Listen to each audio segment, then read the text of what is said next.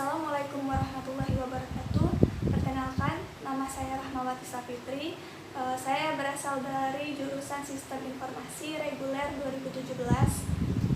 Di sini saya akan mempresentasikan proposal tugas akhir kelompok kami yang berjudul Penerapan Bisnis Intelijen pada Sistem Penjualan di PT Cahaya Mulia Glasindo Lestari. Di sini sebagai salah satu syarat dari MK pilihan bisnis intelijen. Di sini pada bagian saya akan menjelaskan di bab 3 metodologi penelitian yang tentang bisnis intelijen roadmap. Apa sih bisnis intelijen roadmap itu? Menurut Moss dan Atre 2003 dalam Hanifah Azra Lubis 2019, metode yang digunakan untuk merancang dan mengimplementasikan dari bisnis intelijen adalah menggunakan pendekatan bisnis intelijen roadmap. Bisa dilihat pada gambar tahapan-tahapan yang ada di bisnis intelijen roadmap. Di bisnis intelijen roadmap terdapat 6 tahapan dan 12 langkah. Tahapan-tahapan tersebut yaitu tahap justifikasi, yang kedua tahapan planning, yang ketiga yaitu tahapan bisnis analis, yang keempat yaitu desain, yang kelima yaitu construction, dan yang keenam yaitu deployment. Dan di sini saya akan menjelaskan satu persatu dalam tahapan bisnis intelijen roadmap. Yang pertama yaitu tahapan justifikasi. Kegiatan yang dilakukan pada tahapan justifikasi yaitu menentukan kebutuhan bisnis, mengevaluasi sistem pengambilan keputusan yang sedang berjalan.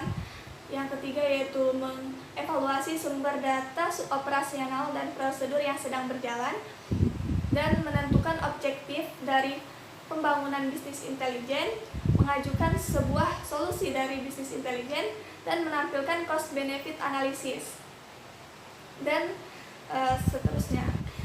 Langkah pertama yaitu penilaian dari kasus bisnis. Nah, setiap rilis aplikasi BI harus jelas menentukan manfaat dari penyelesaian masalah atau memanfaatkan peluang bisnis. Akan justifikasi itu menilai kebutuhan bisnis yang menimbulkan proyek engineer baru. Tahapan yang selanjutnya yaitu tahapan planning. Pada tahapan planning dilanjutkanlah langkah yang kedua, yaitu mengevaluasi infrastruktur perusahaan. Infrastruktur perusahaan terdapat 2 infrastruktur. Yang pertama, infrastruktur teknis, dan yang kedua, infrastruktur non-teknis. Infrastruktur teknis meliputi hardware, software, middleware, dan sistem manajemen basis data dan lainnya. Sedangkan infrastruktur non-teknis meliputi standar metadata, standar data mining, model data logis perusahaan, prosedur pengujian, dan sebagainya. Dan selanjutnya yaitu langkah ketiga, perencanaan proyek-proyek pendukung keputusan BI sangat dinamis. Aktivitas-aktivitas yang dilakukan pada tahap ketiga yaitu penentuan kebutuhan proyek, penentuan kondisi dari sumber file dan database, penentuan revisi perkiraan biaya, revisi manajemen risiko, identifikasi critical success factor, mempersiapkan project charter, dan mempersiapkan perencanaan proyek tingkat tinggi. Tahapan yang ketiga yaitu bisnis analis. Pada tahapan bisnis analis dilanjutkanlah langkah yang keempat, yaitu definisi prasyarat proyek mengelola ruang lingkup proyek. Dan aktivitas-aktivitas yang dilakukan yaitu yang pertama, mendefinisikan kebutuhan untuk peningkatan infrastruktur teknis serta non-teknis. Yang kedua yaitu pendefinisian kebutuhan laporan. Yang ketiga yaitu pendefinisian kebutuhan untuk sumber data. Yang keempat yaitu pengkajian ulang ruang lingkup proyek. Yang kelima yaitu memperluas model logical data. Yang keenam yaitu pendefinisian service level agreement awal. Dan selanjutnya langkah yang kelima yaitu analisis data, tantangan terbesar bagi semua proyek pendukung keputusan BI yang merupakan kualitas sumber data.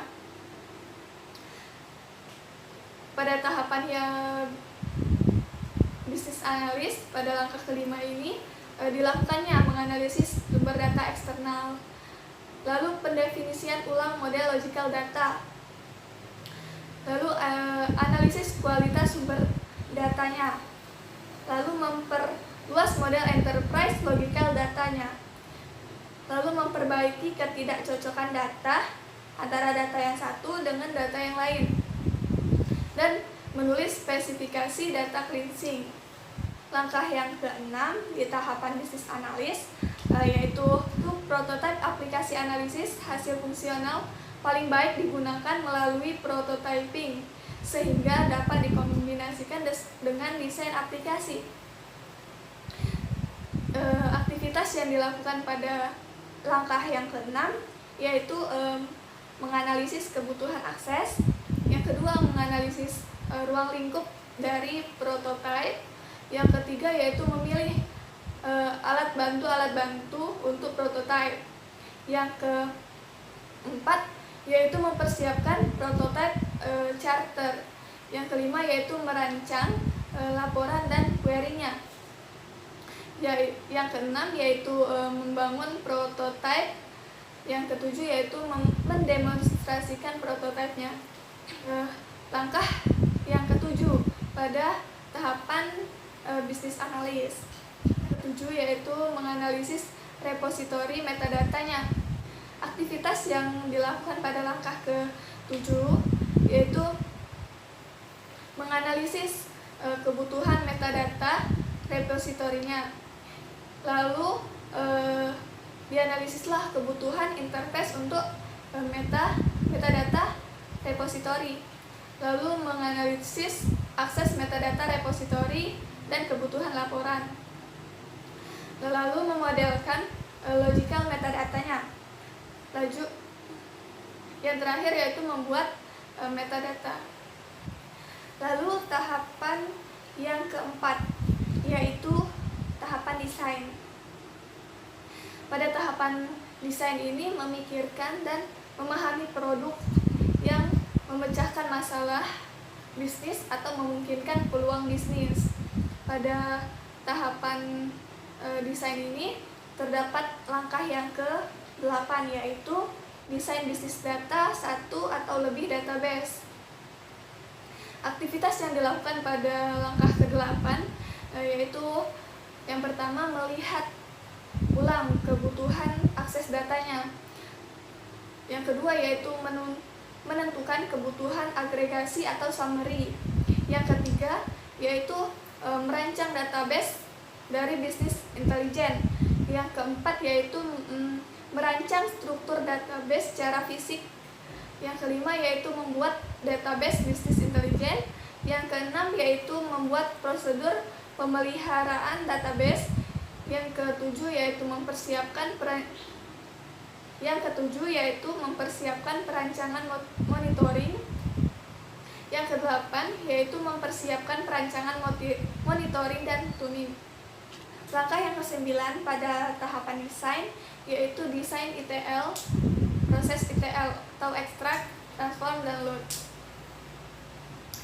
Kegiatan yang dilakukan pada desain ETL, proses ETL yaitu membuat dokumen sort to target mapping, lalu melakukan tes terhadap fungsi alat bantu ETL, lalu merancang alur proses ETL-nya. Setelah itu merancang program ETL, dan kegiatan yang terakhir yaitu setup ETL staging area. Langkah yang ke-10 pada tahapan desain yaitu mendesain repositori dari metadatanya.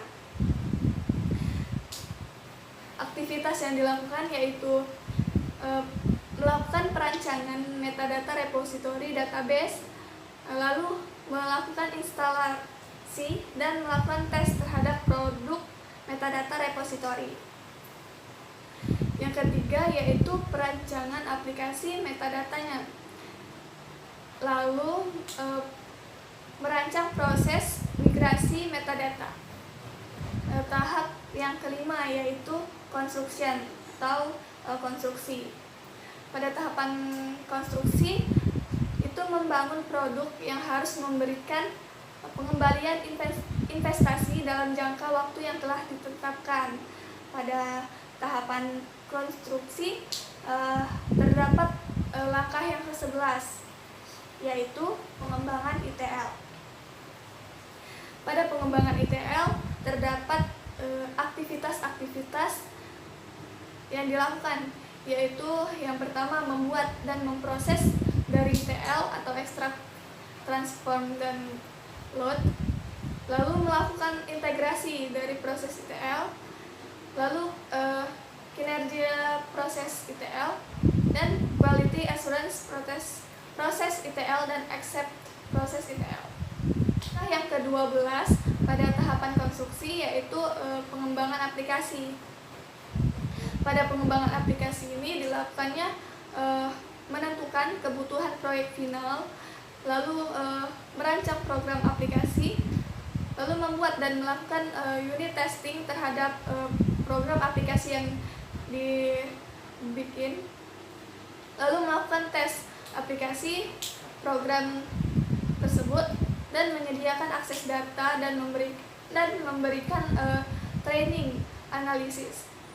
Selanjutnya langkah ke-13 pada tahapan konstruksi yaitu data mining. Pada data mining ini lingkungan pendukung keputusan bisnis intelijen mereka sepenuhnya tidak digunakan oleh banyak organisasi. Aplikasi BI seringkali terbatas pada laporan yang telah ditulis sebelumnya. Beberapa di antaranya bahkan bukan jenis laporan baru, tetapi penggantian dari laporan lama. Langkah yang ke-14 pada tahapan construction yaitu melakukan pengembangan repositori metadata. Aktivitas yang dilakukan pada tahapan ini yaitu membangun metadata repository database, lalu membangun proses migrasi metadata, lalu membangun aplikasi metadata dan melakukan tes program metadata repository atau fungsi produk. Selanjutnya mempersiapkan metadata repository untuk produksi.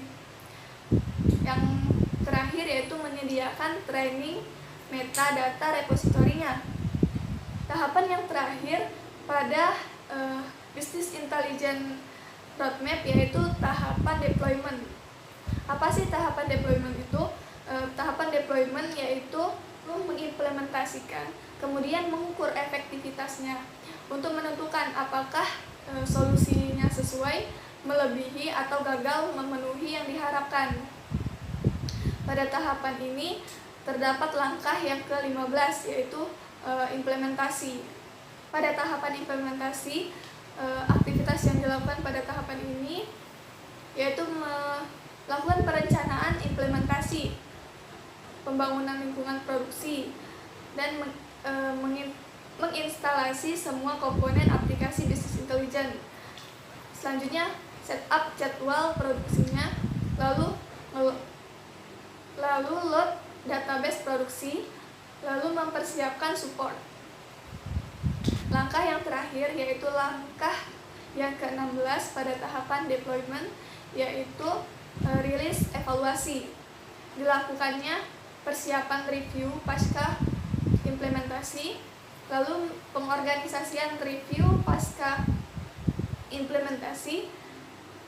Selanjutnya melakukan meeting untuk mereview pasca implementasi, dan yang terakhir yaitu melakukan follow up hasil meeting pasca implementasi. Oke, sekian presentasi dari saya mengenai tugas akhir dari bisnis intelijen. Wassalamualaikum warahmatullahi wabarakatuh.